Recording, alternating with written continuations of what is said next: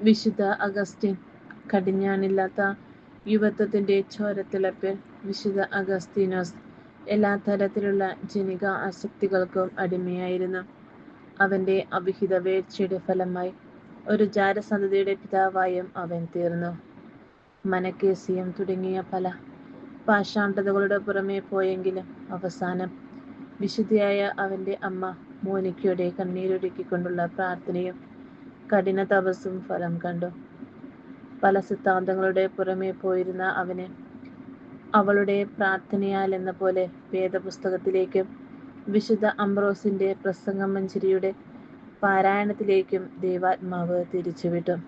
അങ്ങനെ ലൗകികതയിൽ കൂപ്പുകുത്തിയിരുന്ന അവനെ അത്ഭുതകരമായ ഒരു മാനസാന്തരത്തിലൂടെ വിശുദ്ധനായ ആ അമ്മ തിരിച്ചു പിടിച്ചു.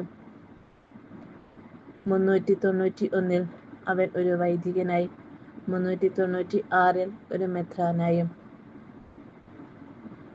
പണ്ഡിതോചിതമായ അവന്റെ പ്രസംഗങ്ങളും പ്രബന്ധങ്ങളും ഇന്നും ആത്മീയ സാഹിത്യവേദിയിലെ സുപ്രധാന ഗ്രന്ഥങ്ങളായി നിലകൊള്ളുന്നു. ഈ കാലഘട്ടത്തിലും പഴകിപ്പോകാത്ത അദ്ദേഹത്തിന്റെ ദർശനങ്ങളും ദൈവിക കാഴ്ചപ്പാടുകളും കത്തോലിക്ക സഭയുടെ മൂല്യഗ്രന്ഥ ശേഖരണങ്ങളാണ്. രാത്രി കഴിയാറായി, പകൽ സമീപിച്ചിരിക്കുന്നു. ആകയാൽ നമുക്ക് അന്ധകാരത്തിന്റെ ചെയ്തികൾ പരിത്യജിച്ച് പ്രകാശത്തിന്റെ ആയുധങ്ങൾ ധരിക്കാം. പകലിന് യോജിച്ച വിധം നമുക്ക് പെരുമാറാം. സുഖലോലുപതയിലോ മദ്യലഹരിയിലോ അവിഹിത വീഴ്ചയിലോ വിഷയാസക്തിയിലോ കലഹത്തിലോ അസൂയയിലോ വ്യാപരിക്കരുത്.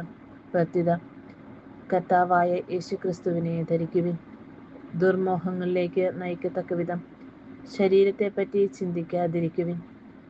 വേദപുസ്തകത്തിലെ ഈ ഭാഗങ്ങൾ തന്നെ കുറിച്ച് എഴുതപ്പെട്ടവയാണെന്ന ഉൾബോധം അവനിൽ നിശേഷിപ്പിച്ചതാണ് മാനസാന്തര കഥയുടെ ആരംഭം. നിന്റെ പാപങ്ങൾ കടും ചുമപ്പാണെങ്കിലും അവ മഞ്ഞുപോലെ വെണ്മയുള്ളതായിത്തീരും.